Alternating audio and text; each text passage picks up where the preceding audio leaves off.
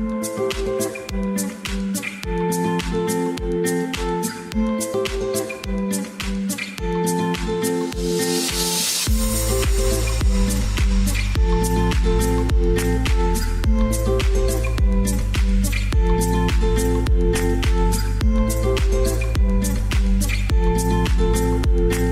Getters, pada video kali ini saya akan membahas mengenai arus kas dalam mata uang asing. Pendekatan penyajian dalam mata uang fungsional ketika ada transaksi dalam mata uang asing untuk mencatat arus kas entitas menggunakan mata uang fungsional mereka. Ini dilakukan dengan mengalihkan jumlah mata uang asing dengan nilai tukar yang berlaku pada tanggal transaksi. Hal ini sesuai dengan standar akuntansi keuangan PSAK 10 untuk memperhitungkan arus kas dengan akurat dalam mata uang yang relevan bagi entitas. Arus kas dengan entitas anak di luar negeri saat ini melaporkan arus kas dari anak perusahaan yang beroperasi di luar negeri. Nilai tukar yang relevan adalah nilai pada tanggal transaksi arus kas. Ini membantu entitas dalam mencatat transaksi dengan akurat dalam mata uang fungsional mereka. Perubahan nilai tukar dan arus kas, meskipun perubahan nilai tukar dapat menciptakan keuntungan atau kerugian, perubahan nilai ini belum dianggap sebagai arus kas ya Getters. Namun, perubahan nilai ini dijelaskan dalam laporan arus kas LAK untuk menjelaskan penyebab perbedaan saldo awal dan akhir kas serta setara kas. Berikutnya mengenai bunga dan dividen terkait laporan arus kas. Pengklasifikasian arus kas bunga dan dividen, entitas harus mengungkapkan arus kas bunga dan dividen secara terpisah dan konsisten. Untuk bunga, biaya bunga bisa disajikan sebagai arus kas operasi atau pendanaan. Demikian juga pendapatan bunga bisa disajikan sebagai arus kas operasi atau investasi, tergantung pada pilihan alternatif yang dipilih entitas. Untuk dividen, pembayaran dividen bisa diungkapkan sebagai arus kas pendanaan atau operasi sesuai alternatif yang dipilih. Begitu juga pendapatan dividen bisa diungkapkan sebagai arus kas operasi atau investasi. Berikutnya adalah pajak penghasilan. Pengungkapan arus kas pajak. Arus kas yang terkait dengan pajak penghasilan perlu diungkapkan secara terpisah dan diidentifikasi sesuai klasifikasinya. Umumnya, arus kas pajak diarahkan ke aktivitas operasi, kecuali jika terdapat kebutuhan khusus untuk mengidentifikasi aktivitas pendanaan dan investasi secara spesifik. Jumlah keseluruhan pajak dibayar, jika terdapat pengklasifikasian terpisah, maka jumlah keseluruhan pajak yang dibayarkan diungkapkan untuk memberikan gambaran yang jelas terkait beban pajak dalam operasi entitas. Mengenai ketentuan lain dalam laporan arus kas. Transaksi investasi dan pendanaan non-kas. Untuk memberikan informasi yang komprehensif tentang aktivitas investasi dan pendanaan, transaksi yang tidak melibatkan kas juga perlu diungkapkan dalam bagian lain dari laporan keuangan ya Getters. Rekonsiliasi jumlah kas dan setara kas. Entitas harus mengungkapkan komponen kas dan setara kas serta menyajikan rekonsiliasi jumlah tersebut dalam laporan arus kas dengan pos yang sama dalam laporan posisi keuangan. Hal ini akan membantu dalam memahami perubahan kas dan setara kas dari awal hingga akhir periode.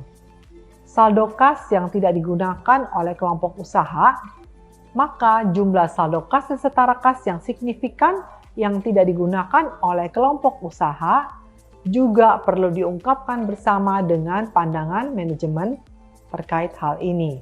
Untuk efektivitas masa berlaku, ketentuan-ketentuan ini mulai berlaku efektif sejak 1 Januari 2011 untuk memastikan bahwa praktek akuntansi dan pengungkapan arus kas entitas sesuai dengan standar yang ditetapkan.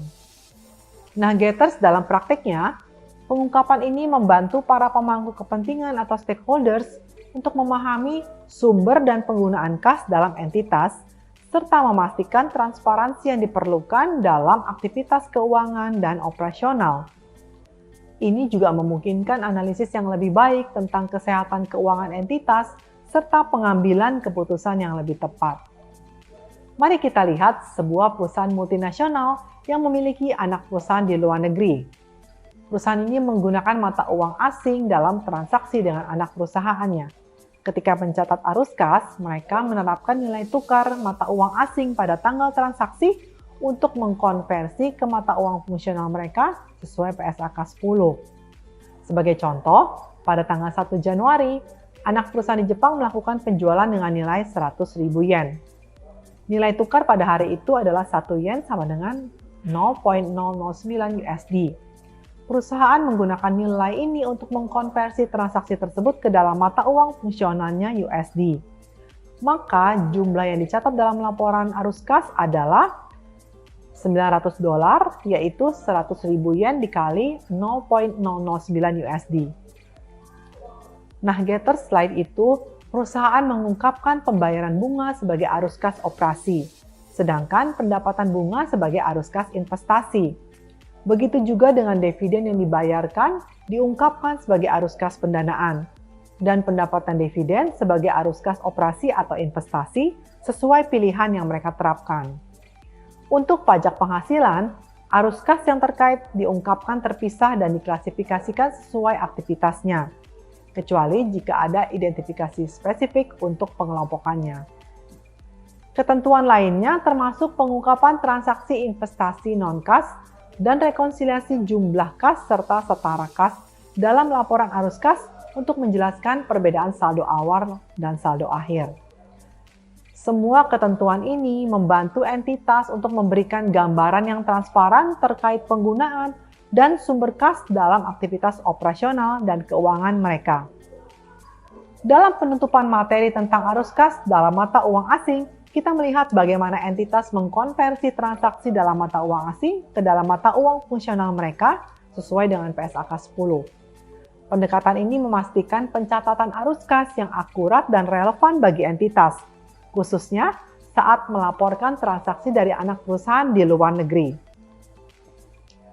Pentingnya pengklasifikasian arus kas bunga, dividen, dan pajak penghasilan memberikan pemahaman yang jelas bagi para pemangku kepentingan terkait sumber dan alokasi kas dalam operasi perusahaan. Strategi pengungkapan ini membantu memahami bagaimana entitas memperlakukan berbagai aktivitas keuangan dalam laporan mereka. Selain itu, pengungkapan tentang transaksi investasi non-kas dan rekonsiliasi jumlah kas serta setara kas membantu dalam memberikan gambaran menyeluruh tentang bagaimana perubahan kas dan setara kas terjadi dari awal hingga akhir periode. Nah, ini penting Getters untuk transparansi dan analisis yang lebih baik terkait kesehatan keuangan entitas. Efektivitas penerapan standar dan ketentuan terkait sejak 1 Januari 2011 memberikan jaminan bahwa praktek akuntansi terkini terintegrasi dengan baik dalam proses pelaporan keuangan. Ini memungkinkan para pemangku kepentingan untuk membuat keputusan yang lebih terinformasi dan memahami secara mendalam bagaimana entitas menggunakan sumber daya keuangannya. Oke Getters, sekian video kali ini. Mari kita saksikan video berikutnya ya.